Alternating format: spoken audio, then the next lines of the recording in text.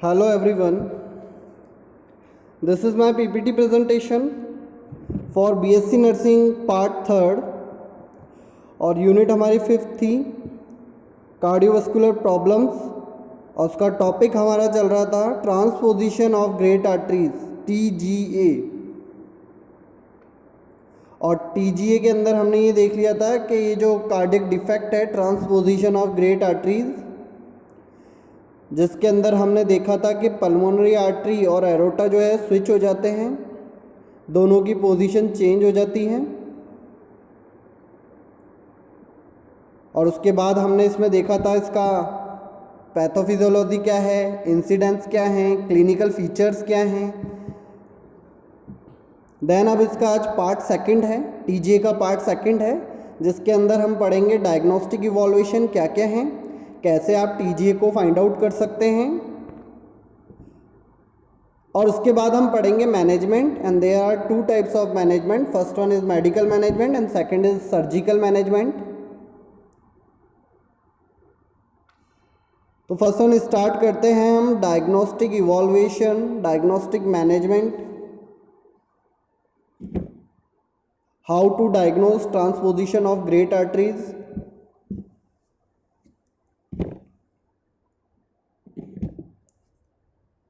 तो अगर किसी भी बेबी में या किसी भी बच्चे के अंदर transposition of great arteries present होगा और अगर आप उस बेबी का फिजिकल एग्जामिनेशन कर रहे हैं तो आपको सबसे पहले क्या साइन एंड सिम्टम देखने को मिलेंगे। सबसे मोस्ट साइन एंड सिम्टम्स हमको इसमें देखने को मिल सकते हैं साइनोसिस कंडीशन। इसका रीज़न हम पहले ही क्लियर कर चुके हैं,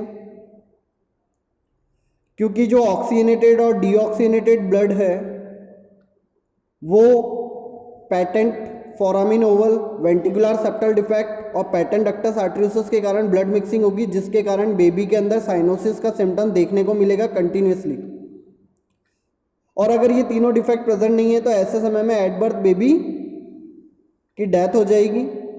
बेबी सर्वाइव नहीं कर पाएगा, क्योंकि मिक्सिंग ऑफ ब्लड नहीं होगी तो बॉडी के अंदर ऑक्सीजनेटेड ब्लड आ ही नहीं सकता। और ऑक्सीजनेटेड जो ब्लड है वो सिर्फ लंग्स के अंदर ही सर्कुलेट होता रहेगा, यानी पल्मोनरी सर्कुलेशन में ही सर्कुलेट होता रहेगा।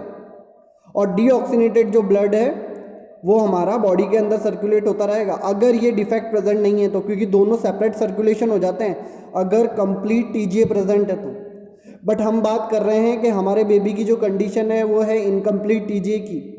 इट मीन्स ये है कि सेपरेट सर्कुलेशन तो प्रेजेंट है बट उनके बीच में abnormal opening like patent foramen Oval ventricular septal defect patent ductus आर्टरियोसिस भी साथ में प्रेजेंट है, जहाँ पर मिक्सिंग ऑफ ब्लड भी देखने को मिल रही है। और इस मिक्सिंग ऑफ ब्लड के कारण ऑक्सीजनेटेड और डीऑक्सीजनेटेड ब्लड मिक्स हो रहे हैं और राइट साइड के अंदर जहाँ से एरोटा अराइज हो रहा है वहाँ से पूरी बॉडी को सप्लाई हो रही है। और ये मिक्सिंग ऑफ ब्लड जब बॉडी में पहुँच रहा है तो बेबी में हमें साइन देखने को मिल रहा है, कौन सा, साइनोसिस का।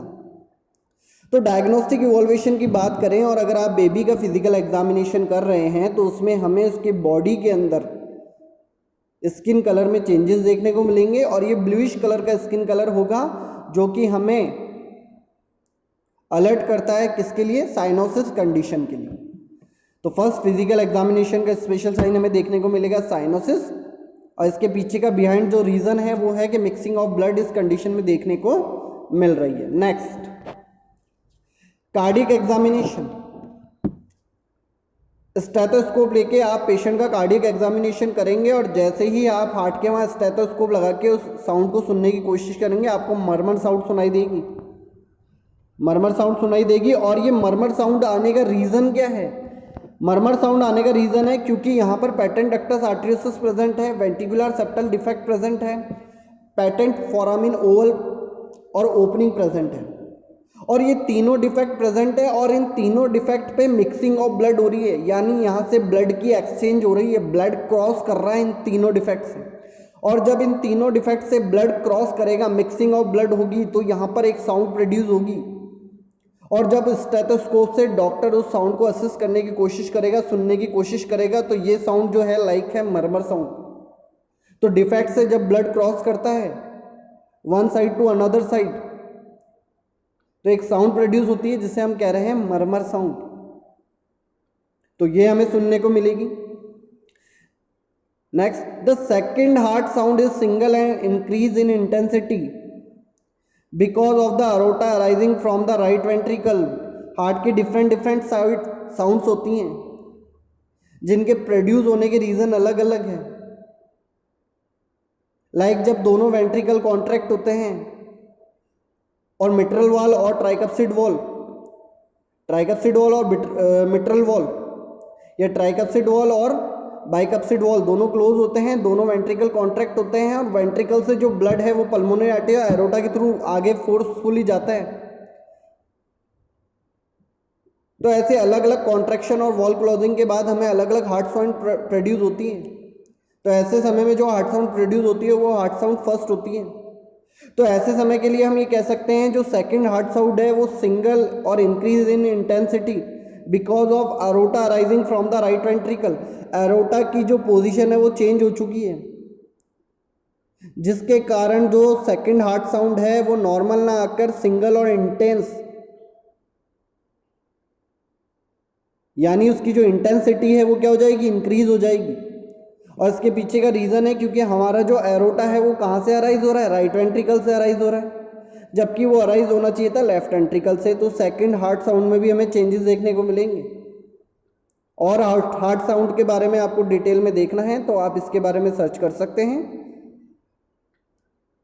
डिफरेंट डिफरेंट टाइप की हार्ट साउंड्स होती हैं, कहाँ से वो प्रोड्यूस होती हैं, क्या उसके रीज़न होते हैं, ये सब आप देख सकते हैं।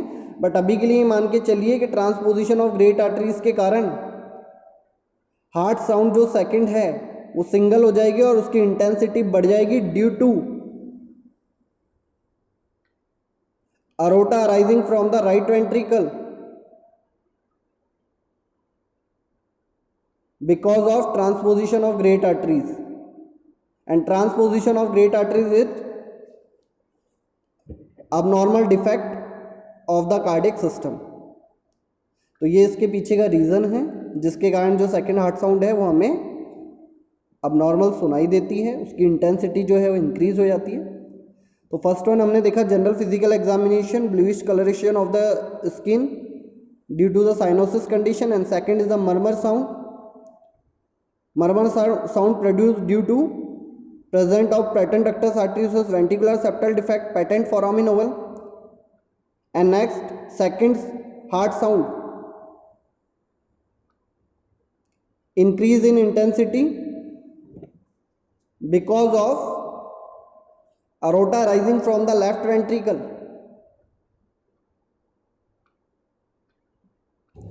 तो ये हुआ हमारा कार्डियक एग्जामिनेशन। इसके थ्रू हम डायग्नोस्टिक कर सकते हैं, पेशेंट के अंदर आइडेंटिफाई कर सकते हैं कि transposition of great arteries present है। नेक्स्ट है ईसीजी। ईसीजी को हम बहुत बार देखते आ रहे हैं। It also help to identify increase heart size. और इंक्रीज हार्ट साइज में हमने इसकी पैथोफिजियोलॉजी में तो ये देखा ही नहीं कि किन किन वेंट्रिकल्स का एनलार्जमेंट होगा, बट ये मान के चलिए कि अगर इनकम्प्लीट टीजी है यानी incomplete transposition of great arteries present है, कंप्लीट कंडीशन नहीं, कंप्लीट में तो ये बच्चा जो है एट बर्थ डेथ हो जाएगी उसकी, तो वहाँ तो वेंट्रिकल हाइपरट्रॉफी देखने को मिलेगी नहीं। बट इनकम्प्लीट टीजे प्रेजेंट है जिसके अंदर patent foramen Oval, ventricular septal defect और पेटेंट डक्टस आर्टेरियोसिस प्रेजेंट है, तो ऐसी कंडीशन के अंदर मिक्सिंग ऑफ ब्लड होती रहेगी, दोनों वेंट्रिकल्स में प्रेशर बढ़ता रहेगा। तो ऐसी कंडीशन में हमें दोनों वेंट्रिकल्स की हाइपरट्रॉफी देखने को मिल सकती है। और ईसीजी के थ्रू हम राइट वेंट्रिकुलर की हाइपरट्रॉफी, लेफ्ट वेंट्रिकुलर की हाइपरट्रॉफी या दोनों की हाइपरट्रॉफी, कंबाइंड हाइपरट्रॉफी हम देख सकते हैं। तो हम ये कह सकते हैं due to mixing of blood, increase pressure both side of ventricles, and because of increasing pressure and volume of blood that cause hypertrophy of ventricle, and it may be single ventricle and also include the both ventricles। तो ये जो है हमें ECG के अंदर देखने को मिलेगा। नेक्स्ट है chest x-ray. It also show the increase heart size because of ventricular hypertrophy, and it also cause enlargement of heart size. और इसके लिए हम मेडिकल टर्म का यूज़ करते हैं कार्डियोमिगैली. तो हार्ट वेंट्रिकल्स के साइज में इंक्रीजमेंट देखने को मिलेगा, दोनों वेंट्रिकल्स एनलार्ज होंगे. और जब हम इसका चेस्ट एक्सरे लेंगे, पेशेंट का ऐसा व्यू लेंगे, तो ऐसे चेस्ट एक्सरे में ऐसे व्यू के अंदर हमें कार्डियोमिगैली देखने को मिलेगी. तो चेस्ट एक्सरे के अंदर हमें हार्ट का जो साइज़ है वो इंक्रीज देखने को मिलेगा और कार्डियोमिगैली कंडीशन देखने को मिल सकती है. Next 2D echo. कई बार हम इसे पढ़ चुके हैं. 2D इको का जो यूज़ है हम डिफेक्ट्स को आइडेंटिफाई करने के लिए करते हैं. और it is also help to find out the size of defect, location of defect, blood shunting of defect, कि जो भी डिफेक्ट प्रेजेंट है उसका साइज क्या है, उसमें से ब्लड शंटिंग कैसे हो रही है, उसकी लोकेशन क्या है. और यहाँ पर तो हमें और भी डिफेक्ट्स प्रेजेंट है और हम 2D इको का यूज़ करते हुए इन डिफेक्ट्स को आइडेंटिफाई कर सकते हैं कि पैटेंट फोरामिन ओवल प्रेजेंट है, एट्रियल सेप्टल डिफेक्ट प्रेजेंट है, वेंट्रिकुलर सेप्टल डिफेक्ट प्रेजेंट है, पैटेंट डक्टस आर्टरियोसिस प्रेजेंट है. इन तीनों का साइज कैसा है, लोकेशन क्या है और इनमें से ब्लड की शंटिंग कैसे हो रही है, राइट टू लेफ्ट हो रही है, लेफ्ट टू राइट हो रही है. तो these all are defect identify by the 2D eco.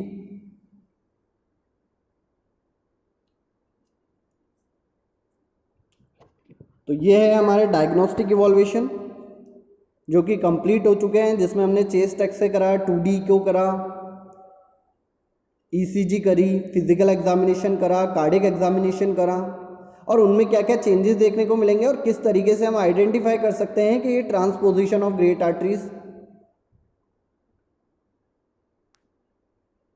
इस बेबी के अंदर प्रेजेंट है और किस तरीके से डायग्नोस्टिक इवॉल्वेशन हमें इसको आइडेंटिफाई करने में हेल्प करेंगे.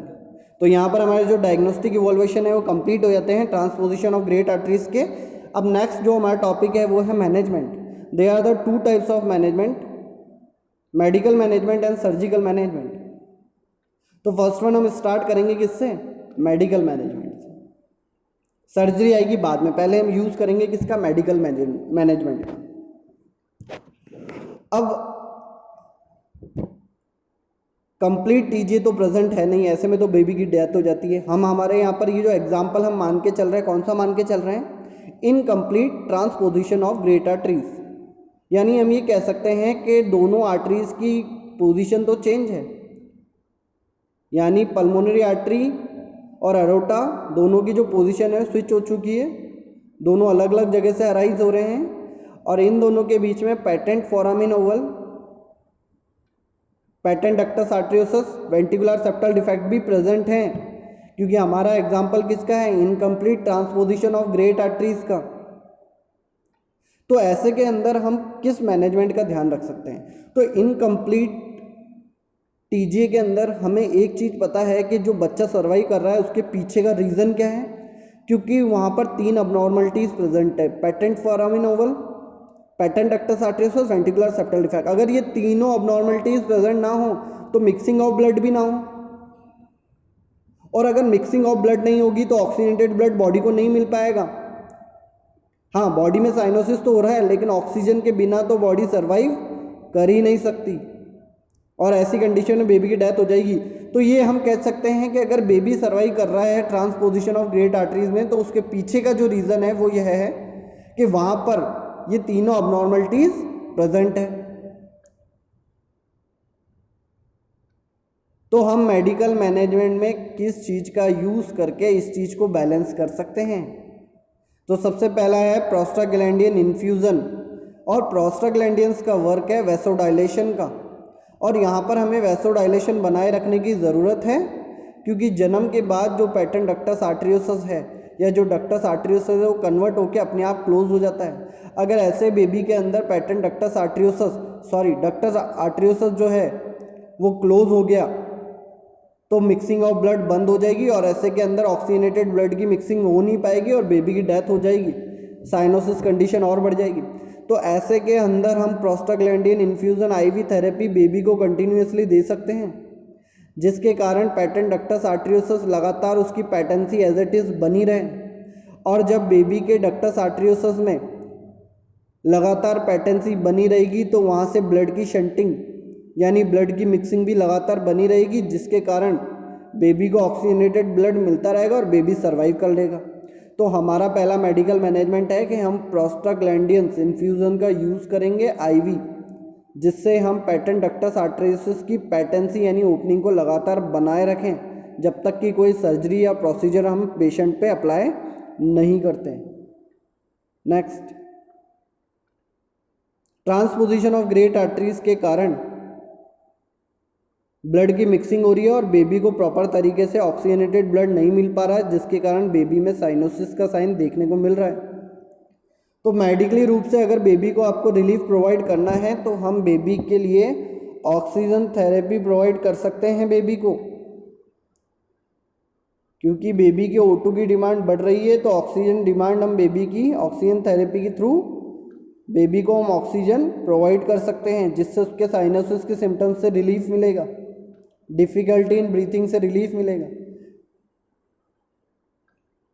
Next, antibiotics. Recurrent infection baby में देखने को मिल सकता है, जिसे प्रिवेंट करने के लिए एंटीबायोटिक्स, एंटीपायरेटिक्स,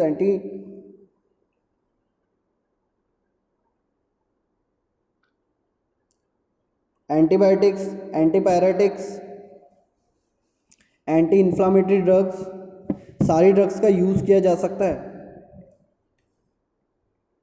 सिम्टोमेटिक ट्रीटमेंट के लिए, सिम्टम्स से रिलीफ के लिए। तो ये था हमारा मेडिकल मैनेजमेंट, जिसमें हमने प्रोस्टाग्लैंडिन इन्फ्यूज़न का यूज़ किया, O2 थेरेपी का यूज़ किया, एंटीबायोटिक्स का यूज़ किया। अब नेक्स्ट है हमारा लास्ट जो है वो है सर्जिकल मैनेजमेंट।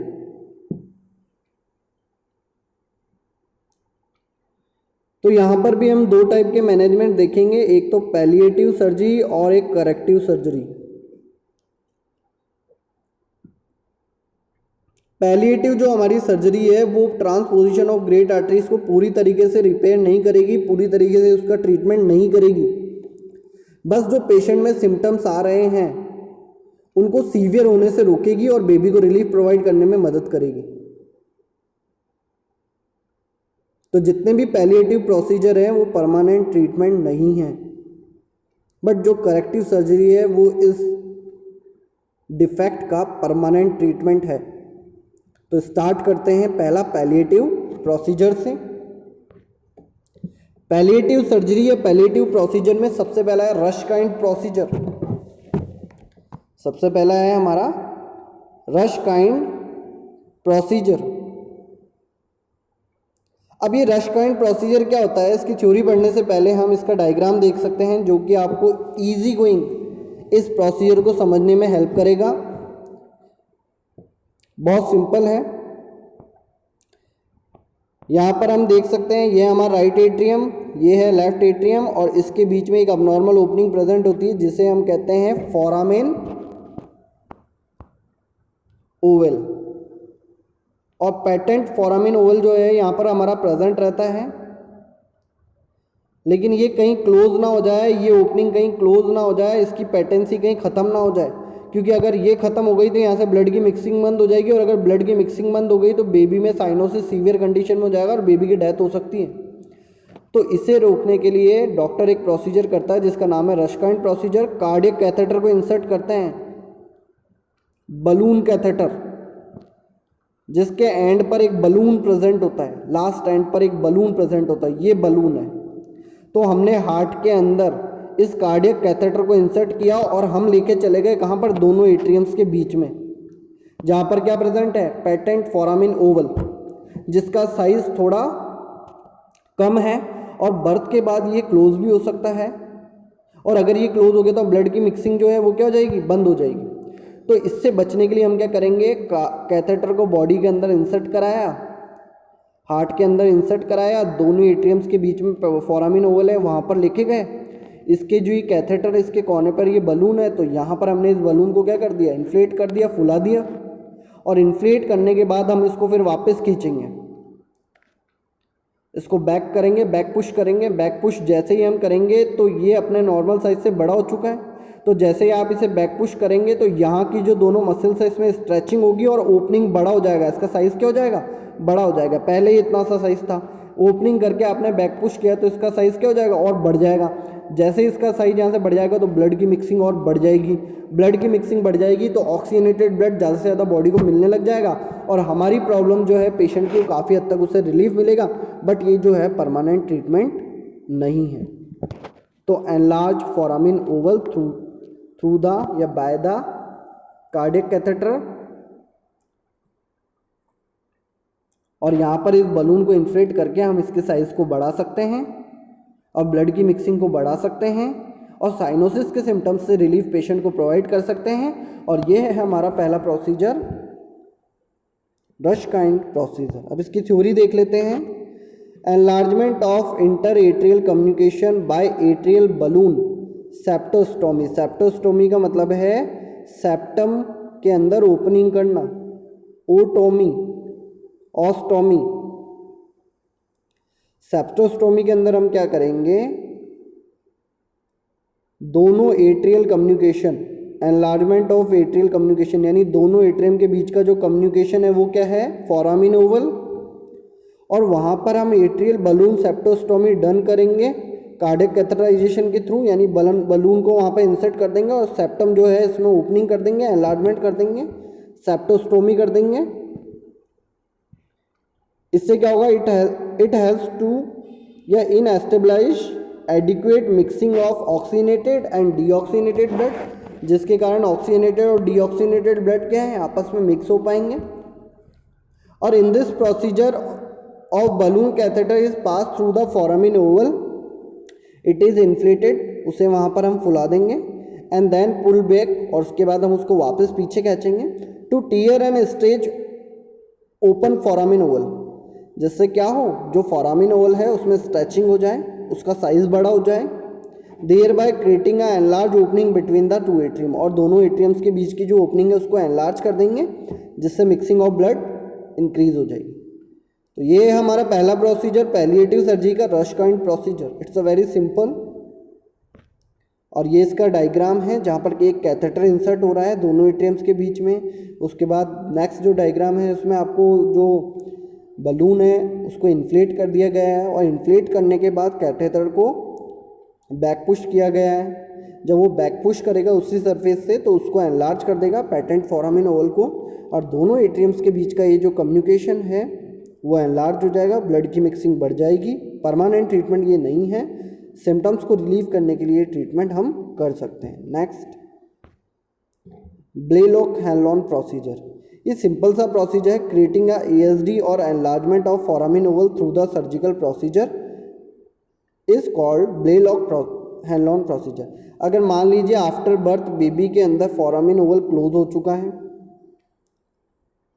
अगर फोरामिन ओवल अगर जो है क्लोज हो गया है तो ब्लड की मिक्सिंग नहीं हो पाएगी, क्योंकि पेटेंट फोरामिन ओवल जो है वो तो अबनॉर्मल डिफेक्ट है, लेकिन मान लो आफ्टर बर्थ वो प्रेजेंट नहीं है तो आर्टिफिशियली हम एट्रियल सेप्टल डिफेक्ट क्रिएट कर सकते हैं।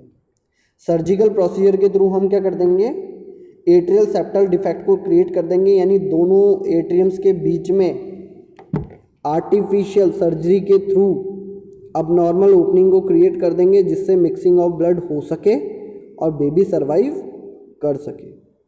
तो ये है हमारा ब्लेलॉक हैनलॉन प्रोसीजर, जिसमें हम आर्टिफिशियली क्या कर रहे हैं? एट्रियल सेप्टल डिफेक्ट या पेटेंट फोरामिन ओवल को क्रिएट कर रहे हैं through the surgical procedure, but it's not permanent treatment of transposition of great arteries, it's just symptomatic treatment. Next,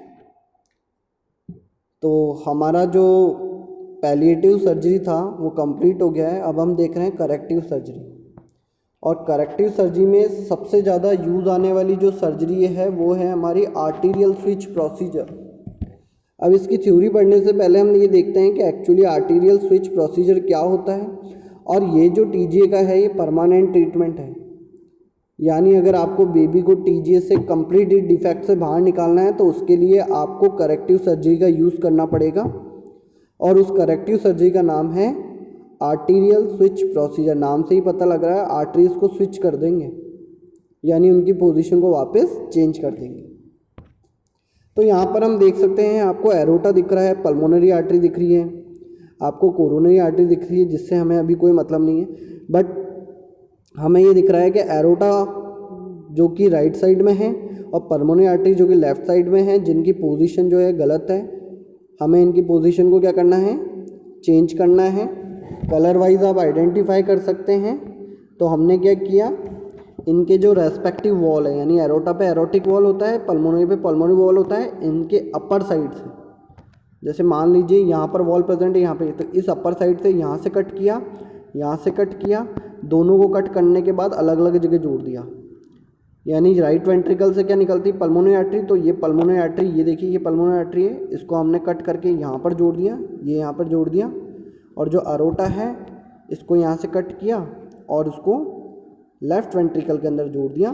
तो इसे हम कहते हैं आर्टीरियल स्विच प्रोसीजर, जिसमें दोनों आर्टरीज को स्विच कर देते हैं। और ट्रांसपोजिशन ऑफ ग्रेट आर्टरीज वाली जो कंडीशन है उसका परमानेंट ट्रीटमेंट है आर्टीरियल स्विच प्रोसीजर। तो this is a most perform surgical procedure for the repair of transposition of great arteries. सबसे मोस्टली यही यूज़ किया जाता है। In this procedure the pulmonary artery and the aorta are transected about the respective wall. याद रखना, wall के about से ही cut किया जाएगा, क्योंकि एरोटा के साथ अगर आप उस आर्टरी को कट कर रहे हैं तो उसके साथ उसका एरोटिक वॉल जाना चाहिए, और पल्मोनरी आर्टरी को आप कट कर रहे हैं तो उसके साथ उसका पल्मोनरी वॉल जाना चाहिए। Aorta are the transected about the respective wall and switch back to the appropriate ventricles. और दोनों वेंट्रिकल्स के अंदर हम क्या कर देंगे, इसको स्विच बैक कर देंगे। तो जो हमारी प्रॉब्लम है टीजीए की वो सॉल्व हो जाएगी। तो arterial switch operation for TGA, restore the left ventricle as systematic ventricle, operative mortality now 1%, excellence, short and mid term result, long term result being collected and published। काफ़ी हद तक ये जो प्रोसीजर है ये सक्सेसफुल रहा है, काफ़ी पेशेंट्स को इस प्रोसीजर के थ्रू रिलीफ मिला है। और आप देख सकते हैं यहाँ पर इस टाइप से दोनों को उनके वॉल के साथ स्विच कर दिया जाता है। ये यहाँ पर कनेक्शन है, ये यहाँ पर कनेक्शन है, सूचरिंग हुई हुई है। और यहाँ वाले जो अरोटा था, या यहाँ वाला सॉरी जो पल्मोनरी आर्टरी थी, उसको हमने वापस कट करके यहाँ पर जॉइंट कर दिया। और ये जो हमारे यहाँ पर अरोटा था उसको हमने कट करके वापस उसकी सही प्लेस पे जॉइंट कर दिया। और ये जो जॉइंट है हमें देखने को मिल रहा है, इसी के हम कहते हैं आर्टीरियल स्विच प्रोसीजर, जिसमें हमने दोनों आर्टरीज को क्या कर दिया है, स्विच कर दिया है। तो यहाँ पर हमारा जो ट्रांसपोजिशन ऑफ ग्रेट आर्टरीज है वो कंप्लीट हो चुका है।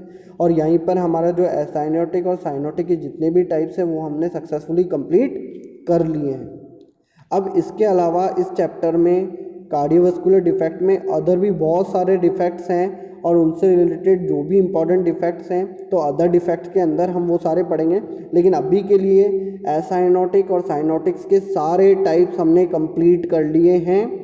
अब रिमेनिंग जो अदर कार्डिक डिफेक्ट हैं उनको हम कंप्लीट करके इस यूनिट को कंप्लीट करेंगे। तो आज के लिए जो है हमारा ये टॉपिक यहीं पे कंप्लीट होता है। टीजीए का सेकंड पार्ट जो है कंप्लीट हो चुका है। साइनोटिक और साइनोटिक के दोनों पार्ट जितने भी टाइप्स हैं वो कंप्लीट हो चुके हैं। अब हम अदर कार्डियक इफेक्ट जो है वो नेक्स्ट क्लास से स्टार्ट करेंगे। Thank you.